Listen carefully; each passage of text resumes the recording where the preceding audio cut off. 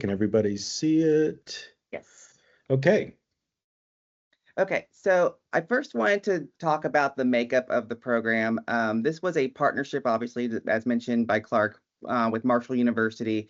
This came about in an interesting way. Marshall had been looking at an ideas grant for community college and universities to partner together on a study abroad program.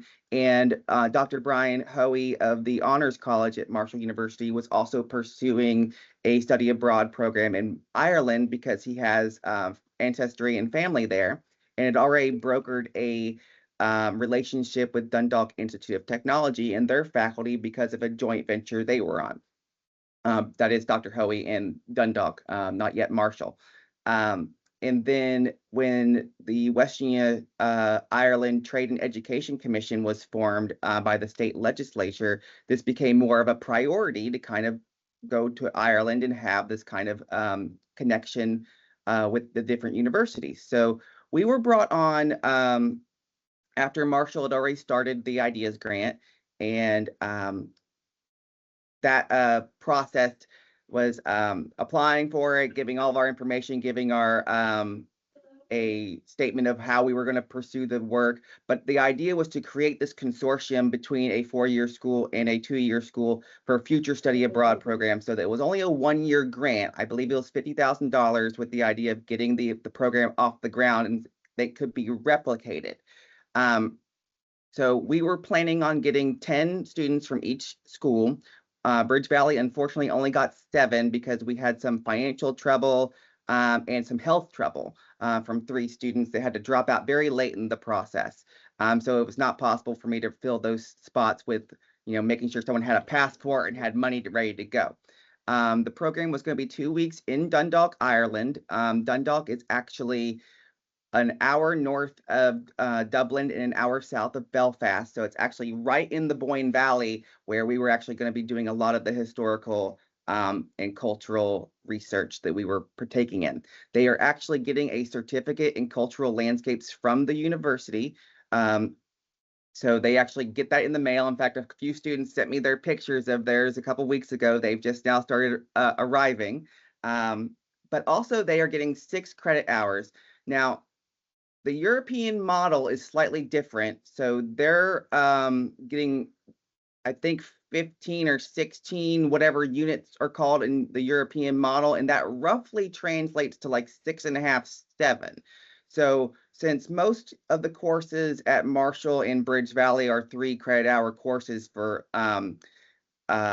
humanities and things of that nature, we asked if we could take 6 so then we can split it across 2 3-hour courses. And at BridgeValley, we actually have an institutional learning outcome that fit perfectly in the scope of a study abroad course, specifically what they would be studying in Ireland. So I took the initiative to get that approved by our academic standards committee to be accepted as an ILO credit. So when they are receiving their credits, 3 of those are going to go towards their graduation and 3 towards either a restricted elective or free elective, depending on their program of study. Okay, next slide, please, Clark. Okay, so the grant actually was focused on STEM majors. So we've originally opened it up to only computer science, cybersecurity, advanced manufacturing, and engineering. Then to make sure we still had enough applicants, because I had to go through all the applicants and make sure I can weed out the 10 we were going to have, we opened it up to kind of science adjacent courses as well. So we got our health sciences, behavioral health sciences, just the general education science courses to get a few more people in, because I'm of the belief that those still fall under STEM, even if they were not directly mentioned in our grant. And so we ended up getting 3 computer science students. That's probably because I wouldn't shut up about it for the first couple weeks of the semester. I was trying to get people to apply, and that's my area of emphasis. We got 1 engineering student. I believe he was civil engineering. We have 1 nursing student, 1 behavioral health science student, and 1 general education student who is in science, and he is now in an aeronautics engineering program that he's gone to at a 4-year institution. So I knew he was engineering mindset, even though we did not have that on his degree. Okay, next slide.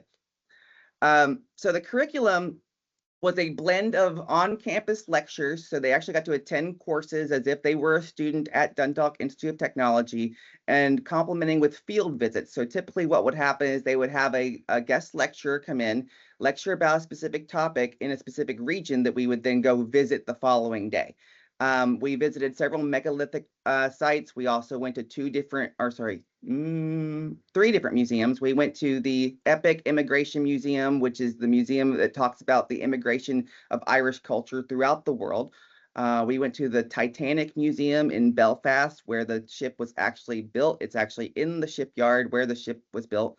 And then we went to the National Historical Museum, kind of similar to our Smithsonian Museum in DC. And then they also had some free time. There was free time built in on specific days, but there was also every evening after 5 p.m. they were free to go wherever they wanted in the area. And a lot of them trekked a long way on foot just to see things. They went about an hour east to get to the coast because they heard there was a cool shipwreck on the beach and they wanted to take pictures of it. I think I have that in a slide later on. But they also went to pubs and what were like what we would consider like a place where you could listen to music or see a concert. I forget the actual terminology for those shows. There is a term there to derived from Celtic, but they did get to go see things. They got to shop. They got to some of them would even get on the train and go to Dublin for the evening, even if it was only for an hour. So they were very ambitious. Okay, next slide.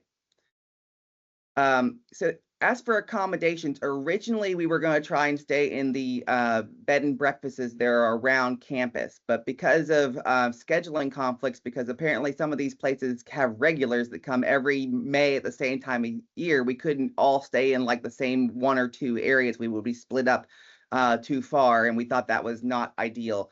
So the dormitories on campus are actually run by a corporation, and so the school reached out to the corporation to find out if there would be facilities available for us, and there were. So we were in the actual dormitories that a student would stay at, which I thought was actually interesting on the community college side of things, because they're not used to staying in dorms, because we are a commuter college and no one actually has on-site accommodations at our campuses.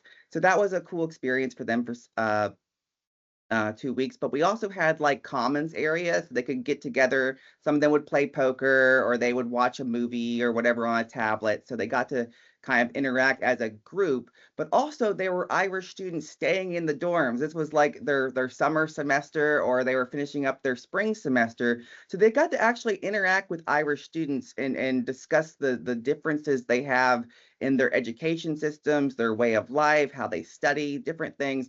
There was one boy that was from a different dorm, and I didn't even know who he was, but everyone kept talking about him. And I had to ask, who are we speaking about? And they're like, oh, that's so-and-so. And he's just, a guy we met, and he hangs out with us now. So we kind of like adopted an Irish student there for a couple days until he had to move out. All right, next slide. Oh, I should have mentioned they each had their own bed and their own restroom, as well as they were given 2 meals a day. Sorry, next slide. All right. So as far as state support, I mentioned the West Virginia Ireland Trade and Education Commission that was formed prior to us going. They actually sent a delegation to Dublin while we were there, and we were asked to meet with them. So we actually got on a train, went to Dublin. It was in Parliament, so we didn't get to take the students, obviously, but I got to see Parliament and see what that was like. And we had a very great conversation. They were very supportive of what we were doing. And one of the first questions they asked was, how much was the grant that you're no longer going to receive? And when I said $50,000, they seemed to indicate that that was an amount that could be replicated in some way. So I was asked to go speak at the West Virginia State Legislature along with Dr. Hoey in October, and we spoke before the Joint Education Committee. And we still got a lot of great responses, and I was told they were probably going to invite us back during the regular session. This was a pro forma session. So I'm hopeful that we might be able to get some budgeting or some scholarship opportunities from that commission. And I think having that support and having that relationship with the local government, as well as just the commission itself, is very promising for this program. Okay, next slide. As for the 2026 program, I have been telling students, and this I'm reusing this slideshow from our faculty assembly meeting at the beginning of last semester, but I've told our faculty to make our students aware that the program exists. We've sent out a request for information mailing list. So whenever I'm getting prices and due dates and things, I can send the stuff out. But I've told everyone, start saving your money, because I'm not sure what the final price is going to be. I can give you estimates based on what it was last year, but we will not know what the final price is until we get information from Dundalk. And I coordinate with Dr. Rivas at Marshall, as well as Dr. Hoey, to find out how we're exactly planning it this time.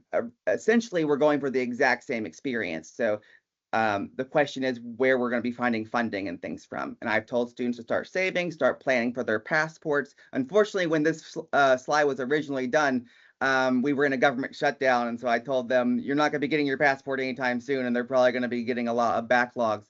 So I've tried to push students who have any remote interest in this whatsoever to make sure they are planning, so that then they can actually go forward with applying. As far as logistics go, Marshall's International Education Office handled a bunch of the logistics, and they would just copy me on it so that I could inform our students on, this is what you need to do, this is how everything's going to happen. So they handled a lot of the legwork, and then Marshall University's corporate research, or research corporation, excuse me, handled a lot of the financial aspects of things. And some of these were first for us, so there were some hiccups in terms of how do we transfer money from one institution to another institution, but we eventually figured it out. So that was a growing pain that probably won't happen this time. The ultimate cost for BridgeValley students was actually approximately $2,100, and then their airfare. We were able to get scholarships from HEPC and from BridgeValley itself to help reduce the costs for our students, because we realize as a community college that is receiving a lot of financial aid in many different ways, from West Virginia Invest, from higher education grants, and Pell. A lot of these students are coming to school for free and do not have the financial flexibility to just drop a large sum of money at any given time. I do want to say that a few of our students actually did apply for Gilman scholarships, which are for Pell eligible students, but I don't think any of them actually were granted them. I know I had to be in the system to approve, to say that yes, they're a BridgeValley student, yes, they are going on this trip, but I don't think any of them actually received funds but they were eligible. And then we had a little bit of a growing pain with our credits. Once we actually received the transcripts from Dundalk, my registrar informed me that because we did not have, and he didn't know this beforehand because he's never dealt with international education, but apparently if we did not have an agreement in place on how to interpret the transcript, we could not give them GPA credit. So they were not assigned a letter grade like A, B, C, or D. So they just got CR credit on their transcripts, which gave them like a passing credit for the ILO and passing credit for 3 hours of restricted elective, but it did not advance their GPA. So I had one student in particular who specifically was going on the trip to increase his GPA. So that did not happen for him, unfortunately, but he did receive the credit and still received his certificate. So it was not for nothing. So we would probably, before we receive credits on the next trip, we will probably have to reach out to Dundalk registrar to registrar to make an agreement in place so that we can interpret those better in the future. And I mentioned funding. Since we do not have the IDEAS grant this time, we're going to look for additional grants and sponsorships, maybe leverage anything that we can get out of the Trade and Education Commission, whether or not they have budgetary items that might fit what we need. Yeah, I think those are most of the things we are learning from. The next few slides are just some photos of the actual trip. This is perhaps the highest point in the Boyne Valley. So it was a very scenic view from the top, but there are megalithic burial sites there. And these are a combination of Marshall students and BridgeValley students actually speaking directly to the faculty member from Dundalk who is going with us on the field visits and asking questions. I received a lot of good feedback from Dr. Hoey that the community college students were very impressed upon him, how inquisitive that they were, how professional they were, and if he'd been asked which ones were community college and which ones were from a university, he said he would not know the difference. So the fact that they were so blended together and so operating as a group and as a whole being overly impressive with their amount of questions and the adaptability of wanting to learn and see and just consume as much of this as they possibly could was just thrilling to watch. The next slide is, I believe, showing the outside of the Titanic Museum. This is one of the few photos where we have everyone kind of like just standing around, and I joke that this looks like we're trying to be a band, because one of my students in the blue shirt in front kind of like just put his hands on his hips and act like he's the leader in front of all of us. And I just enjoyed this picture so much. The next slide is, we try to take several pictures showing BridgeValley in Marshall's colors, so that we have this kind of camaraderie between the two schools, and for marketing purposes they can use our logos and things. The next slide is the Hill of Slain, and this is just like a very I'm sorry, this might not have been Hill of Slain, but this photograph was just very, very poignant because of the sun, the way it was positioning, making everyone really brightly lit up and looking towards the megalithic site. This was just a really cool shot. And that might be the end. I can't see if there's another slide. So yep, that was the end.